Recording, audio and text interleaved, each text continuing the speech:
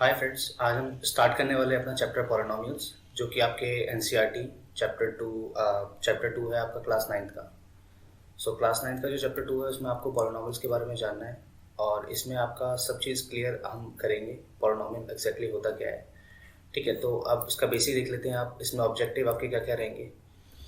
आप इसको क्लास ख़त्म होने के बाद, ठीक है, ये क्लास ख़त्म होने के बाद 10-15 मिनट की वीडियो जो भी आपकी बनेगी, इसकी ख़त्म होने के बाद आप you will be able to determine the degree of a polynomial.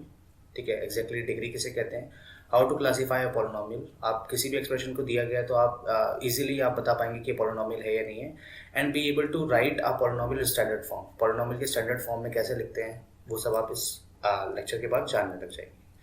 ठीक है, तो वोकेबलरी अगर हम स्टार्ट करें इसमें, तो हम पहले जानेंगे व्हाट इज मोनोमियल। ठीक है, अ नंबर, अ वेरिएबल और द प्रोडक्ट ऑफ नंबर और वन और मोर वेरिएबल। एग्जांपल देखिए आप, जैसे कि समझिए, अ नंबर दैट इज 5 ये एक नंबर है, 6 एक नंबर है। ठीक है, अ वेरिएबल, वेरिएबल भी हो सकता है, x हो सकता है, y हो सकता है, t हो सकता है, and product of a number and one और मोर वेरिएबल। नंबर या फिर x और y, ये एक टर्म है आपकी।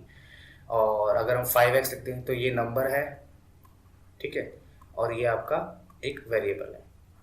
ठीक है, ये एक वेरिएबल हो गया आपका। तो यहाँ पे ये आपका मोनोमियल होगा। तो एग्जैक्टली मोनोमियल में आपको ध्यान क्या रखना है, आपको क्वेश्चन ध्यान रखना है नंबर ऑफ टर्म्स। ये सिंगल टर्म है, ये सिंगल टर्म है, ये सारी सिंगल टर्म है। उसमें वेरिएबल भी हो सकता है only x y t, for example 5 और 6 एक नंबर भी हो सकते हैं, या फिर कॉम्बिनेशन ऑफ वेरिएबल भी हो सकता है, एक्स वाई लिख दिया, ये भी एक सिंगल टर्म है। और 5 और x दोनों मल्टीप्लीकेशन में है, 5 × x, ये एक नंबर है। तो ये एक आपका मोनोमियल हो गया, इसमें नंबर भी है, वेरिएबल भी है। तो मोनोमियल होता है, आप इसको सिंपल से अगर आप ध्यान में रखेंगे तो सिंगल टर्म जिसमें होंगी, ओनली वन टर्म जिसमें होगी, वो आपका मोनोमियल होता है। ठीक है, सिमिलरली पॉलिनोमियल होता है अ मोनोमियल और a sum of monomials. For example monomials जो होते हैं वो सारे पॉलिनोमियल में आते हैं, मतलब ये सारे ऊपर जो एग्जांपल दिए हैं ये सारे आपके जो है पॉलिनोमियल के अंडर है, प्लस सम ऑफ मोनोमियल्स, मतलब 5 + x, इसमें ये एक टर्म हो गई, ये एक टर्म हो गई, ये एक मोनोमियल हो गया, ये एक मोनोमियल हो गया। तो सम ऑफ मोनोमियल्स पॉलिनोमियल्स में कंसिडर कर सकते हैं। उसमें आप में 5 + x या फिर xy + yz, ये आपकी दो टर्म हो गई, ये एक मोनोमियल है और ये एक मोनोमियल है। तो ये दोनों मिलकर आपके क्या बने, पॉलिनोमियल बन गए। बाइनोमियल होता है जिसमें एक्जैक्टली 2 टर्म्स होती हैं। ट्राइनोमियल होता है जिसमें एक्जैक्टली 3 टर्म्स होती हैं। तो आपको ध्यान सीक्वेंस में ये रखना है कि मोनोमियल वो होती है जिसमें ओनली सिंगल टर्म होगी, बाइनोमियल वो होता है जिसमें ओनली 2 टर्म्स होंगी, जैसे कि 5 + x या फिर x y + y², जो मैंने ऊपर एग्जाम्पल दी। या फिर आप उसको ऐसा भी लिख सकते हैं कि y + 8। तो ये आपके दो टर्म होंगे, ये एक मोनोमियल है, ये एक मोनोमियल है। तो इसमें एक्जैक्टली 2 टर्म्स होंगी। ट्राइनोमियल में एक्जैक्टली 3 टर्म्स होंगी, जिसमें मैंने लिख दिया 5 + x + y। या फिर आप इसको यूँ लिख सकते हैं xy + y² + z²। इसमें आपकी 3 टर्म्स होंगी, ये एक मोनोमियल है, ये एक मोनोमियल है और ये भी एक मोनोमियल है। तो आप पॉलिनोमियल को आप कैसे लिख सकते हैं, पॉलिनोमियल हर मोनोमियल, हर बाइनोमियल, हर ट्राइनोमियल पॉलिनोमियल के अंदर आएगा, क्योंकि यहाँ पे लिखा है मोनोमियल और सम ऑफ मोनोमियल्स। तो हमें यहाँ पे दिया नहीं है कि कितने सम हो सकते हैं। उसमें आपके 3 टर्म्स भी हो सकती हैं, 4 टर्म्स भी हो सकती हैं, 5 टर्म्स भी हो सकते हैं। तो यहाँ पे आपने एक चीज़ ध्यान में आ गई है क्या, अगर 1 टर्म है ओनली तो वो है आपका मोनोमियल। मोनो का मतलब होता है सिंगल और मेल का मतलब होता है टर्म। ठीक है, 2 टर्म्स अगर होंगी तो एक्जैक्टली 2 टर्म्स होंगी किसी क्वेश्चन में, तो वो हो गया आपका binomial, number of terms, 2 terms, binomials. वैसे ही 3 टर्म्स अगर होंगी तो ये आपका हो गया क्या, trinomials. Tri is 3 and nomials is polynomial. ठीक है, तो आपको ये चीज़ें ध्यान में हो गई हैं, तो आपको पॉलिनोमियल भी पता लगी गया है। पॉलिनोमियल क्या होंगे, मोनोमियल, बाइनोमियल एंड ट्राइनोमियल भी हो सकते हैं, प्लस उसमें 4 टर्म्स 5 टर्म्स जितनी भी आ जाए वो आपकी सारी पॉलिनोमियल होंगी। अब कोफिशिएंट पढ़ लेते हैं। कोफिशिएंट क्या होता है, a numerical factor in a term of an algebraic expression is coefficient. For example numerical factor होना चाहिए, जैसे कि फॉर एग्जांपल मैंने ऊपर लिखा 5x, एक मोनोमियल का एग्जांपल दिया 5x। तो इस 5x में आपका x का कोफिशिएंट पूछता है, what is the coefficient of x। तो ये एक न्यूमेरिकल फैक्टर क्या है, 5 × x। तो x के साथ जो लिखा हुआ है, जो कि न्यूमेरिकल टर्म में होना चाहिए, वो आपका कोफिशिएंट होगा। सो इस वाले एग्जांपल में 5 आपका क्या हो गया, कोफिशिएंट हो गया। जैसे कि अगर आपसे पूछे 8xy, तो इसमें आपका पूछेगा x और y का कोफिशिएंट क्या है, तो वो 8 है। न्यूमेरिकल फैक्टर होना चाहिए, पहली बार आपको ध्यान रखना, जो साथ में लिखा हुआ है। ठीक है, और अगर आपको ये चीज़ ध्यान में हो गई है तो आपको एक और यहाँ पे चीज़ समझनी होगी, वो है डिग्री ऑफ अ पॉलिनोमियल। ठीक है, the sum of exponents of the variables in a monomial. So variables consider होता है डिग्री में हमेशा आपको ध्यान रखना है, जब भी डिग्री की बात है तो आपको वहाँ पे न्यूमेरिकल टर्म नहीं देखनी है, आपको सिर्फ यहाँ पे वेरिएबल देखना है, या फिर कांस्टेंट नहीं देखने है आपको, जो कि न्यूमेरिकल टर्म है, वेरिएबल देखना होगी। जैसे कि एग्जांपल देते हैं, अगर मैं लिखूँ x, ये एक मोनोमियल है, इसकी डिग्री क्या है, x की पावर 1। एक एग्जांपल एक्स वाई, एक्स की पावर 1 है, y की पावर 1 है, तो यहाँ पे टोटल डिग्री कितनी होगी, 2। ठीक है, तो यहाँ पे आपको इस तरीके से देखना, मोनोमियल का ऐसे होता है। ठीक है, तो जो हाईएस्ट पावर होती है, या फिर जो मोनोमियल में तो 1 ही टर्म होगी, तो हाईएस्ट पावर का ऐसा कोई फंडा है नहीं, सिंगल एक ही टर्म होगी। अगर मैं लिखूँ ओनली 5, तो यहाँ पे आप देख लो वेरिएबल x की पावर 0 लिख सकता हूँ, या फिर 5 y की पावर 0 सकता हूँ, तो आप ये बोलेंगे कि ये 0 डिग्री है, the degree of this monomial is 0, there is no degree. Similarly आप यहाँ नीचे चाहिए degree of a polynomial in one variable. अब ये क्या होता है, the largest exponent of that variable, क्योंकि आपको यहाँ पे क्या होंगे, डिफरेंट डिफरेंट टाइप के सम ऑफ मोनोमियल्स होता है पॉलिनोमियल्स, तो यहाँ पे आपको सिंगल टर्म भी मिल सकती है और मोर देन सिंगल टर्म भी मिल सकती है। फॉर एग्जाम्पल सिंगल टर्म का तो आपने देख लिया, अगर एक्स की पावर 1 एग्जाम्पल में है, तो एक्स की पावर 1 क्या होगा आपका, यहाँ पे डिग्री क्या होगी, 1 होगी। बट अगर मैं लिख दूँ यहाँ पे x y plus y square plus यहाँ पे वन वेरिएबल की बात करिए तो आपको ये भी ध्यान में रखना है, तो वन वेरिएबल में आपका जो है एक ही वेरिएबल होगा, तो यहाँ पे मैं लिख सकता हूँ एक ही वेरिएबल की फॉर्म में लिख सकता हूँ एक्स स्क्वायर प्लस 2x। तो यहाँ पे आप देखिए, यहाँ पे x की पावर 1 भी है, यहाँ पे x की पावर 2 भी है, बट जो हाईएस्ट पावर होगी, जो लार्जेस्ट पावर होगी, एक्सपोनेंट होगा, वैल्यू होगा, वो आपका कंसिडर किया जाएगा। तो ये अगर एक पॉलिनोमियल इक्वेशन है, ठीक है, तो इसमें आपकी जो डिग्री होगी वो 2 होगी, हाईएस्ट जो पावर है।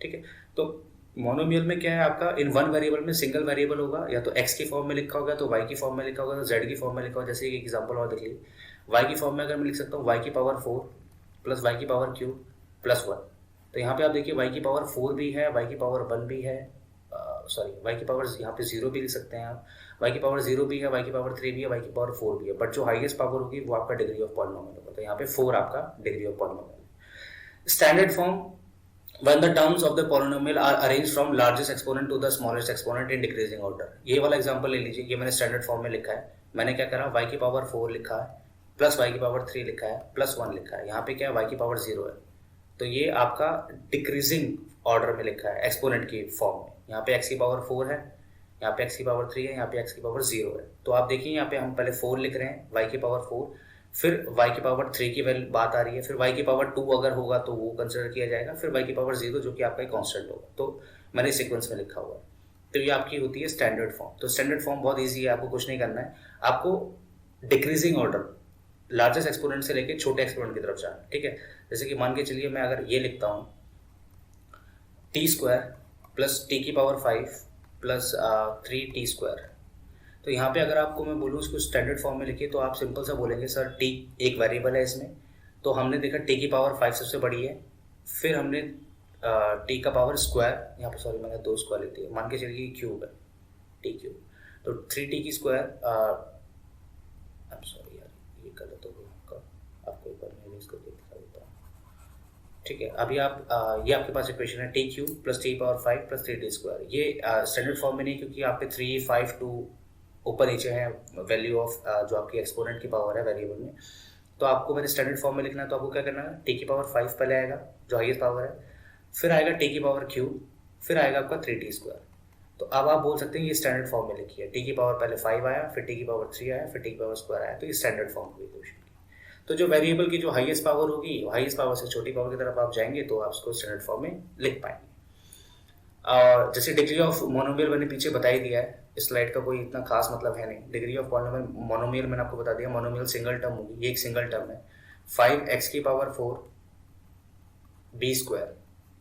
तो यहाँ पे आप देखिए सम ऑफ x की पावर 4 एक आपका वेरिएबल, इसमें 2 वेरिएबल है, x वेरिएबल है और b वेरिएबल है, 2 वेरिएबल हैं, तो x की पावर कितनी है, 4 है, और b की पावर कितनी है, 2 है। यहाँ पे x की पावर 4 है और b की पावर 2 है आपकी, तो आप इसको ऐड कर दीजिए 6। वेरिएबल्स में हाईएस्ट पावर 6 है, तो आप ये मान के चलिए कि जो डिग्री ऑफ मोनोमियल है वो आपका 6 है। ठीक है, ओके, सो ये आप समझ गए हैं। जो वेरिएबल होगा उसकी पावर देखेंगे तो यहाँ पे आपके टोटल 2 वेरिएबल हैं, जिसकी एक की पावर 4 है, x की पावर, और 2 है, तो इसको ऐड कर देंगे आप, ये आपका हो जाएगा total the exponent of each variable. x का वेरिएबल है 4, और बी वेरिएबल का वैल्यू है, पावर है 2, तो टोटल ऐड कर दिया 6। तो जो डिग्री होगी आपकी इस मोनोमल की वो होगी 6। And the monomial can be refer to as 6 degree monomial. हम इसको ये भी बोल सकते हैं कि जो मोनोमल है, ये बोलने का तरीका है, जो मोनोमल एक्सप्रेशन हमारे पास दिया गया है वो 6 डिग्री मोनोमल है, उसमें जो टोटल डिग्री है वो 6 है। ठीक है। पॉलिनोमियल इन वन वेरिएबल आपको जैसे कि मैंने बता दिया है, सिंगल वेरिएबल है। यहाँ पे आप देखिए एक्स एक्स एक्स, और कोई वेरिएबल आपको नहीं दिख रहा है यहाँ पे। ठीक है। तो सिंगल वेरिएबल होगा। पॉलिनोमियल आपको मैंने बता दिया, मोनोमियल या सम ऑफ मोनोमियल्स। और single polynomial in one variable मतलब only one variable is present. यहाँ पे ये मोनोमियल टर्म है आपकी, सिंगल वन टर्म है, तो ये मोनोमियल एक्सप्रेशन है। ठीक है। यहाँ पे आपकी दो टर्म है, अगर आप देखिए टर्म्स की फॉर्म में तो ये आपका बाइनोमियल है। और इसको अगर आप देखेंगे तो यहाँ पर टोटल 3 टर्म्स है। ये एक टर्म हो गई, ये एक टर्म हो गई, ये एक टर्म हो गई, टोटल 3 टर्म्स है। ये आपके हो गया ट्राइनोमियल। ठीक है। तो ये आपको समझ में आ ही गया, पहले बता ही दिया है। और वन वेरिएबल का मतलब होगा सिंगल वन वेरिएबल होगा। ये आपका या तो एक्स की फॉर्म में लिखा होगा, तो वाई की फॉर्म में लिखा होगा, तो टी की फॉर्म में लिखा होगा। जो भी आपका वेरिएबल होगा सिंगल वेरिएबल होगा उस एक्सप्रेशन में। Each monomial in a polynomial is a term of polynomial. ठीक है। जैसे कि मैंने बता दिया ईच मोनोमियल, यहाँ पे अगर आप देखिए सेकंड वाले में, यहाँ पे तो बनी ये मोनोमियल की टर्म है। ये अगर आप देखिए बाइनोमियल टर्म है, इसमें ये एक मोनोमियल है और ये भी एक मोनोमियल है। इसमें देखिए ये एक मोनोमियल है, ये एक मोनोमियल है, ये एक मोनोमियल है। तो ये यही बोल रहा है each monomial in a polynomial is a term. ये एक टर्म होगी, ये एक वन टर्म होगी, ये टू टर्म होगी, ये वन टर्म, ये वन टर्म, ये वन टर्म, टोटल 3 टर्म्स। तो वो each monomial in a polynomial is a term of the polynomial. The number factor of a term is called the coefficient. जैसे कि for example ये वाला देखिए आप, 5x² + 2x + 14 में अगर मैं पूछूं कि number factor of a term is coefficient, जैसे कि अगर मैं पूछूं x² का कोफिशिएंट क्या है, तो x² के साथ में जो आपके पास न्यूमेरिकल टर्म लिखी है वो कि 5 है। तो यहाँ पे 5 क्या हो गया आपका नंबर फैक्टर हो गया। जैसे कि x का पूछूं, x का कोफिशिएंट क्या है, तो उसके साथ जो नंबर फैक्टर लिखा हुआ है, जो 2 लिखा हुआ है, वो आपका कोफिशिएंट हो गया x का। ठीक है। सिमिलरली अगर मैं यहाँ पे बोलूँ तो मैं बोलूंगा x की पावर 0 का कोफिशिएंट क्या है, तो आप बोलेंगे 14 है। यहाँ पे वेरिएबल नहीं है तो हम कोफिशिएंट कंसिडर नहीं करेंगे, क्योंकि ये ऑलरेडी एक न्यूमेरिकल टर्म है। ठीक है। अच्छा, उसके बाद अब अगर आप पढ़ेंगे तो coefficient of the first term in a polynomial इसको लीडिंग कोफिशिएंट या लीड कोफिशिएंट। जैसे कि ये वाला आपको, लेकिन एक बात ध्यान में रखनी है, जो पॉलिनोमियल होना चाहिए वो स्टैंडर्ड फॉर्म में लिखा होना चाहिए। ठीक है। जब आप पॉलिनोमियल को स्टैंडर्ड फॉर्म में लिख पाएंगे तो ही आप लीडिंग कोफिशिएंट बता सकते हैं। स्टैंडर्ड फॉर्म में होनी चाहिए। जैसे कि ऊपर जो लिखी हुई है तीनों एक्सप्रेशन आपके स्टैंडर्ड फॉर्म में लिखी है। x की पावर 2 है, फिर x की पावर 1 है, फिर x की पावर 0 आप बोल सकते हैं। ठीक है। तो ये सब चीज़ें आपको ध्यान में रखनी है। अगर आपको ये ध्यान में हो जाएंगी तो फिर आपको कोई दिक्कत नहीं आएगी। ठीक है।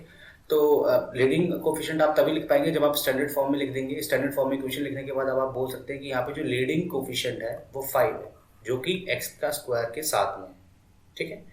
A polynomial with 2 terms is called binomial, जो कि आपने पीछे पढ़ ही लिया है। A polynomial with 3 terms is called trinomial. 3 terms होंगी तो ट्राइनोमियल, सिंगल टर्म होगी तो मोनोमियल। ठीक है। और एक चीज़ और अगर आप देखेंगे इसमें एक और है जो कि हम पहले पढ़ चुके हैं, बट इसको एक बार एक्सप्लेन कर देते हैं जल्दी जल्दी, कोई दिक्कत नहीं है। A constant has no variable, it is a 0 degree polynomial. For example 2 एक सिंगल टर्म है, बट यहाँ पे आप इसको x की फॉर्म में लिखना चाहते हो तो लिख सकते हैं आप 2 × x की पावर 0। तो आप क्या बोलेंगे, it is a 0 degree polynomial, क्योंकि वेरिएबल का जो पावर है वो 0 है। तो वेरिएबल की पावर से कंसिडर होगी आपकी डिग्री। जैसे कि यहाँ पे फिर डिग्री की बात है, फर्स्ट डिग्री पॉलिनोमियल जिसको लीनियर भी कहते हैं। तो फर्स्ट डिग्री पॉलिनोमियल में आपको पता होगा, सिंपल से आपको पता लग जाएगा कि फर्स्ट डिग्री पॉलिनोमियल है तो हमारा जो वेरिएबल होगा उसकी हाईएस्ट पावर क्या होगी, 1 होगी। तो 4x + 1 में यहाँ पे x की पावर 1 है, हाईएस्ट पावर भी 1 है, 1 ही होगा। सेकेंड डिग्री पॉलिनोमियल में क्वाड्रेटिक इक्वेशन बोलते हैं, जो क्वाड्रेटिक पॉलिनोमियल बोलते हैं। सेकेंड डिग्री पॉलिनोमियल होता है वो होते हैं क्वाड्रेटिक पॉलिनोमियल। जैसे कि यहाँ पे आप देखिए 5x² + 2x - 14। तो यहाँ पे वेरिएबल की पावर 1 भी है, यहाँ पे 2 भी है, बट जो हाईएस्ट पावर होगी वो कंसिडर करते हैं। यहाँ पे हाईएस्ट पावर 2 है, तो हाईएस्ट पावर जब 2 होगी तो ये क्वाड्रेटिक हो गया। सिमिलरली हाईएस्ट पावर 3 होगी तो ये क्यूबिक हो गया आपका। और थर्ड डिग्री पॉलिनोमियल को हम बोलते हैं क्यूबिक पॉलिनोमियल। ठीक है।